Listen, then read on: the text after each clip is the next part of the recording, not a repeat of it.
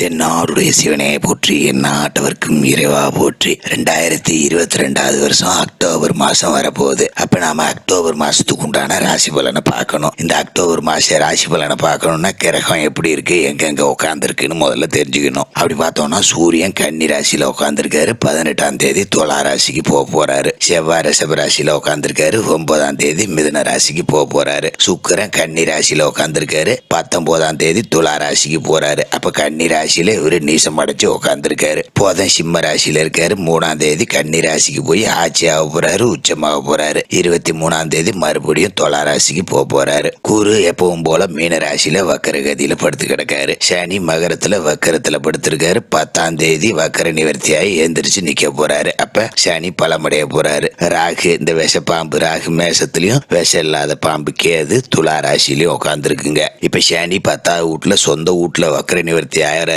அப்படிங்கும்போது பஞ்சாங்கம் என்ன சொல்லுது அப்படின்னாக்க, ஆட்சியில இருக்கிறவங்களுக்கு மக்கள்கிட்ட கெட்ட பேர் வந்துடும் அப்படின்னு சொல்லுது. அப்ப இந்த காலகட்டம் அப்படின்னு பாத்தீங்கன்னா, மத்தியில ஆட்சியில இருந்தாலும் சரி, மாநிலத்துல ஆட்சி இருந்தாலும் சரி, அவங்களுக்கு ஏன்டா ஓட்டு போட்டோன்னு மக்கள் சிந்திக்கிற அளவுக்கு ஓடி போவோம். அப்படிதான் இந்த காலகட்டம் சொல்லுது. சரி, அவங்க எப்படியோ போறாங்க, நம்ம ராசி என்னன்னு பார்ப்போம். இப்ப இந்த மாசத்துல பாத்தீங்க அப்படின்னாக்க, செவ்வாய் 9ஆம் தேதி மிதுன ராசிக்கு போறாரு. மிதுன ராசியில இருந்து அவர் என்ன பண்றாருன்னா, மகரத்துல இருக்கிற சனியை பாக்குறாரு. ஏற்கனவே செவ்வாய்க்கு சனிக்கு ஆவாது. 2 பேரும் ஒருத்தனுக்கு ஒருத்தன் சண்டைக்காரனும். அப்ப செவ்வாய் சண்டைக்காரனான சனியை பார்த்து சண்டை கூப்பிடுறாரு. அப்ப இந்த 2 பக கிரகத்தோட பார்வையும் எல்லாருக்கும் பாதிப்பு கொடுக்க போதா, பலனை கொடுக்க போதா. இந்த சனி பலமடைகிறது பாதிப்பு கொடுக்க போதா, பலனை கொடுக்க போதா. அதோட பாத்தீங்கன்னா புதன் உச்சத்திலயும் ஆட்சியிலயும் இருக்க போறாரு. சுக்கிரன் நீசத்துல இருக்க போறாரு. எல்லாத்தையும் கலந்து கட்டி இந்த கிரகம்லாம் என்ன சொல்லுது அப்படின்னு பார்த்துருவோம் வாங்க. கன்னி ராசி காலசக்கரத்தோட 6வது ராசி. மாசு ராசி அதிபதி யாரு அப்படின்னு பாத்தீங்கன்னா புதன். இந்த அக்டோபர் மாசத்துல கிரகம்லாம் எங்க உட்காந்துருக்கு அப்படின்னு பாத்தீங்கன்னா, புதன் மாச தொடக்கத்துல 12ஆவது வீட்டுல விரயத்துல உட்காந்துருக்காரு. ஆனா பயப்பட வேண்டியதில்லை. ஏன் அப்படின்னா, வெறும் 3 நாள்ல அவர் உங்க ராசிக்கே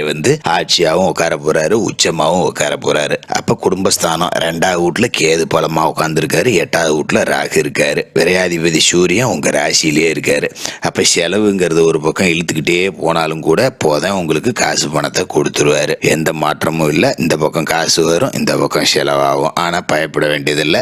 எவங்கிட்டையும் 10 ரூபா கை நீட்டி நிக்கணும், இல்ல கை கட்டி நிக்கணும், 10 ரூபா கடன் வாங்கணும், கடன் தொல்லை அந்த மாதிரி இருக்கிறதுக்கு வேலை இல்லை. மாச தொடக்கத்திலேயே பாத்தீங்கன்னா ராசியிலேயே சுக்கிரன் உட்காந்துருக்காரு. ராசியில நீசம் அடைஞ்சு உட்காந்துருக்காரு. 2ஆவது வீட்டுக்கும் 9ஆவது வீட்டுக்கும் அதிபதி சுக்கிரன் நீசம் அடைஞ்சிருக்காருங்கிறது நல்லதா கெட்டதான்னா நல்லது இல்லைன்னு தான் சொல்லணும். அப்ப குடும்பஸ்தானத்துக்கும் பாகிஸ்தானத்துக்கும் அதிபதி போய் பலம் இழந்து படுத்து கிடக்காரு. அப்படிங்கும்போது குடும்பத்துல சின்ன சின்ன குழப்பம் வரும். சாதாரணமா இந்த மாதிரி குழப்பங்கிறது எல்லா வீட்லயும் வர்றது அப்படிங்கறதால பெரிய அளவுல பிரச்சனை இல்லை. கொடுக்கல் வாங்கல கொஞ்சம் திருப்தி இருக்காது.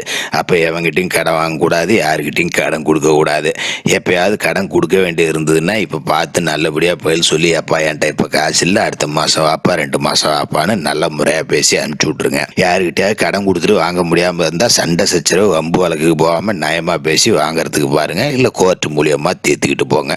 தேவையில்லாத போய் வசூல் பண்றேன்னு வல்லடி வழக்கு பண்ணிக்கிட்டு இருந்ததுன்னா தேவையில்லாத பிரச்சனை வரும். அப்ப இந்த நேரத்துல பாத்தீங்க அப்படின்னாக்க, பெத்தவங்க கிட்ட இருந்து பெரிய அளவுல 10 காசு பிரயோஜனம் இல்லை. ஒரு உதவின்னு போய் கேட்டா செய்ய மாட்டாங்க. அல்ல அர்ஜென்ட்டுக்கு 10 ரூபா கேட்டா செய்ய மாட்டாங்க. பூர்வீக சொத்தை போய் பிரிச்சுக்கலாம் அப்படின்னு கேட்டா கூட அதெல்லாம் முடியாது போ, நான் இருக்கிற வரைக்கும் சொத்தை பிரிச்சுக்க முடியாது, ஓடுங்கடான்னு விரட்டி விடுவாங்க. சரி, நம்ம கஷ்டப்படுறோமே, ஏதோ சொத்தை பத்த ஒரு கொஞ்சோண்டு வித்துவிட்டு ஏதாவது ஒரு தொழில் பண்ணலாம், அதை வச்சு பொழைக்கலாம் அப்படின்னா அதுக்கும் வழி கொடுக்காது. இது மாதிரி ஓடிக்கிட்டு இருக்கு. என்ன பெத்தவனால 10 காசுக்கு பிரயோஜனம் இல்லை. தொழில் இருந்தும் முதல் இல்லாம என்னால செய்ய முடியல. சொத்து பத்து வச்சுக்கிட்டு வெளியில போய் அவன் 10 ரூபா கேட்டா கூட கொடுக்க மாட்டேங்கிறான். உனக்கு என்னடா அம்மா சொத்து இருக்கு, நீ என்கிட்ட கடன் கேட்கறங்கிற மாதிரி இழுத்து பிடிச்சிட்டு பேசுவான். அப்படிங்கிற மாதிரிதான் வாழ்க்கை ஓடிக்கிட்டு இருக்கு.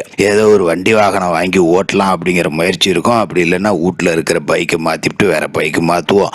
பெட்ரோல் கொடுக்க மாட்டேங்குது. பெட்ரோல் விலை விற்கிற விலைக்கு 200 ரூபாய்க்கு பெட்ரோல் போட வேண்டியதா இருக்குங்கிற மாதிரி ஓடிக்கிட்டு இருக்கு சலிப்போட. அப்ப இந்த மாசம் முழுக்கவே இந்த சலிப்பு அப்படிங்கிறது கொஞ்சம் லேசா இழுத்துக்கிட்டு தான் இருக்கும். அப்ப புதன் 3ஆம் தேதி உங்க ராசிக்கு ஆட்சியாவும் உச்சமாவும் உட்கார்றாரு. அப்ப இந்த 3ஆம் தேதிக்கு மேலதான் உங்களுக்கு நல்ல நேரம் பிறக்க போகுது அப்படின்னு அர்த்தம். இந்த நல்ல நேரம் என்ன சொல்லுது அப்படின்னாக்க, எடுத்த காரியத்துல வெற்றி கொடுக்கும். இத்தனை நாளைக்கு 10 காசுக்கு பிரயோஜனம் இல்லாத தாய் தவ பிறந்தாங்க இல்லையா, இப்ப இந்த 3ஆம் தேதிக்கு மேல பாவம் புள்ள ஏதோ 10 ரூபா பொழைச்சிக்கிட்டு போட்டோன்னு ஒரு உதவி செய்ய வருவாங்க. அதோட பாத்தீங்க அப்படின்னாக்க, ஒரு பூர்வீக சொத்தை பிரிச்சு கொடுக்குறேன் போறேன் வரேன்னு நீங்க செஞ்ச முயற்சி எல்லாத்துக்கும் இந்த மாசத்துல வெற்றி கிடைக்கும். அது மாதிரி வேலை செய்யற இடத்துல பாத்தீங்கன்னா, ஒருத்தன் கூட நம்மள மதிச்சிருக்க இருக்க மாட்டான், நானும் வேலைக்கு போறேன்ட்டு கடமைக்கு போயிட்டு வந்திருப்பீங்க. உழைக்கிறவனுக்கு பிரயோஜனம் கிடையாது, காக்கா பிடிக்கிறவங்களாம் நல்லா இருக்கான், நான் மாடாட்டம் வேலை செய்யறேன், வேலை செய்யாதவங்களாம் மேலே போயிட்டான் அப்படிங்கிற மாதிரி இருக்கும். இப்ப இந்த மாசத்துல உங்க அதிகாரி, மேல்மட்டத்தில் உள்ளவங்க, முதலாளிங்க, மேனேஜருங்க எல்லாருமே உங்களோட உழைப்பு புரிஞ்சுக்கிட்டு உங்களுக்கு 10 ரூபா கூட கொடுக்கறதுக்கு முன் வருவாங்க.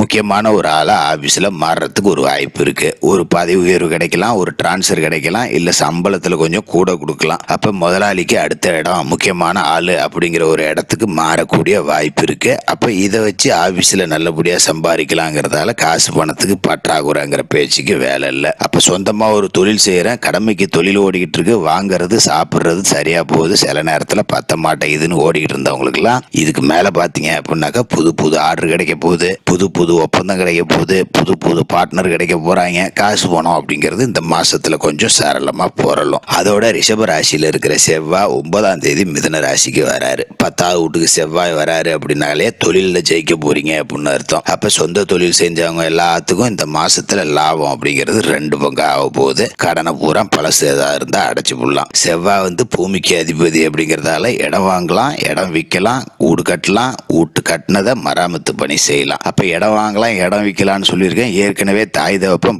நாளை பிரிச்சு கொடுப்பாங்கன்னு சொல்லியிருக்கேன். அப்ப விற்க முடியாம கிடந்த பூர்வீக சொத்தை இந்த மாசத்துல நல்ல நிலைக்கு வித்தரலாம். அதை கொடுத்துட்டு வேற இடமும் வாங்கி போடலாம். அப்ப மண்ணை நம்பி எதை போட்டாலும் அது பொண்ணாகக்கூடிய வாய்ப்பு அப்படிங்கிறது இந்த மாசத்துல இருக்கு. ஒரு விவசாயம் பண்ணிட்டு இருக்கேன், ஒரு கடலை போடுறேன், நெல் போடுறேன், கரும்பு போடுறேன் அப்படின்னா கூட எதை போட்டாலும் இந்த மாசத்துல நல்லா விளையும். விளைஞ்சதுக்கு மார்க்கெட்ல விலையும் கிடைக்கும், காசு பணம் 10 ரூபா கூட இருக்கும். அப்ப தீபாவளியா ஜாலியா கொண்டாடி விடலாம் அப்படின்னு தான் சொல்லுது. அதோட மிதுனத்துல இருக்கிற செவ்வாய் மகரத்துல இருக்கிற சனியை பாக்குறாரு. அப்ப என்ன நடக்கும்? இந்த சனி செவ்வாய் பார்வை உங்களுக்கு நல்லதா கெட்டதா அப்படின்னாக்க 6வது வீட்டுக்கு அதிபதியான சனியை 8வது வீட்டுக்கு அதிபதியா இருக்கிற செவ்வாய் பாக்குறதுங்கிறது உங்களை பொறுத்த வரைக்கும் பலன் தான் கொடுக்கும், பாதிப்பு கொடுக்காது. ஏன் அப்படின்னாக்க இது ஒரு விபரீத ராஜயோகம் அப்படின்னு சொல்லலாம். அப்ப நம்ம எந்த காரியத்தையும் திட்டமிடாம ஏதாவது கண்ணு குருட்டா ஒண்ணு செஞ்சுட்டு இருக்கோம் பாத்தீங்களா, அதுல எல்லாம் காசு பணம் கிடைக்கும். இந்த மாதிரி விபரீத ராஜயோகம் இருக்கிற காலகட்டத்துல தான் பாத்தீங்கன்னா லாட்டரி சீட்டு உழுவுறது, ஏழை சீட்டு உழுவுறது, குழுக்கள் சீட்டு உழுவுறது, இந்த மாதிரி எல்லாம் கிடைக்கும். திடீர்னு பாத்தீங்கன்னா எங்க இருந்தாவது ஒரு பணம் அப்படிங்கிறது வந்துடும். நாம உழைக்காமலே கூட பணம் கிடைக்கும், தடுக்கி விழுந்தா கீழே கூட பணம் கிடைக்கும். அந்த மாதிரி ஒரு நேரம் தான் இந்த காலகட்டம் அப்படிங்கிறது. அப்ப 10ஆம் தேதி அன்னைக்கு சனி வக்ர நிவர்த்தியாகி எழுந்திரிச்சு உட்கார்றாரு. அப்ப பூர்வ புண்ணிய ஸ்தானத்துல சனி பலமடைய போறாரு. அப்ப உங்க தாத்தன் முப்பாட்டன் அதுக்கு முன்னாடி உள்ள பாட்டம் பண்ண பாவ புண்ணியெல்லாம் உங்களை இந்த வாட்டி வலுவா சேர போகுது. அப்ப நமக்கு என்ன நடந்தாலும் நம்ம முப்பாட்டனோ செஞ்ச நல்லது அப்படின்னு நினைச்சீங்க, நமக்கு கெட்டது நடந்தாலும் நம்ம பாட்டம் முப்பாட்டம் செஞ்ச கஷ்டம் அப்படின்னு நினைச்சீங்க. அப்ப பூர்வ புண்ணியத்துல சனி பலமடைகிறாரு அப்படிங்கும்போது தாத்தனுக்கு பாட்டனுக்கு போட்டா வச்சு நல்லபடியா கும்பிடுங்க. ஒரு அமாவாசை நாள் வந்ததுன்னா ஒரு விளக்கேத்தி நல்லபடியா அவங்களுக்கு சாமி கும்பிடுங்க. பௌர்ணமி நாள் வந்ததுன்னா அவங்கள நினைச்சு சாமி கும்பிடுங்க. இது மாதிரி முன்னோர்களோட நல்லது கெட்டது உங்களுக்கு கிடைக்குது அப்படிங்கிறப்ப அதை நாம பரிபூர்ணமா வாங்கணும் அப்படின்னா அவங்கள வணங்குறது நல்லது. அப்ப அவங்க பாவம் செஞ்சிருந்தாங்கன்னா அதை அவங்க எடுத்துவாங்க, புண்ணியம் செஞ்சிருந்தா நம்ம கிட்ட கொடுத்துருவாங்க. அதோட குலதெய்வ கோயிலுக்கு போய் இந்த மாசத்துல ஒரு தடவை மறக்காம போய் வணங்கிட்டு வாங்க. அப்பதான் உங்களுக்கு முன்னோர்களோட ஆசையும் கிடைக்கும், குலதெய்வத்தோட அருளும் கிடைக்கும். அப்ப இந்த மாசத்துல பெண்களுக்குன்னு பாத்தீங்கன்னா நல்லபடியா தான் இருக்கும். வேலைக்கு போற இடத்துலலாம் பாத்தீங்க அப்படின்னாக்க நல்லபடியா இருக்கும். அதனால பிள்ளைங்களை கொஞ்சம் கட்டுப்பாட்டுல வச்சு நடத்துக்கிறது நல்லது. இந்த மாசம் முழுக்க மாமிச உணவை கொஞ்சம் தொடாம தூக்கி தூர வச்சிருங்க. ஏன்னா புரட்டாசி பாதி நாளைக்கு இருக்கு. அதோட பாத்தீங்க அப்படின்னாக்க 2வது வீட்டுல கேது உக்காந்துருக்காரு அப்படிங்கும் போது ராகு கால நேரத்துல ஒரு துர்க்கைக்கு விளக்கு போட்டுட்டு யாரோ ஒரு ஏழை பாளைய பார்த்து ஒரு போர்வை வாங்கி கொடுத்துட்டு வாங்க. கூடுமான வரைக்கும் யாருக்காவது மாசத்துல ஒரு தடவையாவது அன்னதானம் போடுங்க. இந்த மாசம் நல்ல மாசமா இருக்கும்.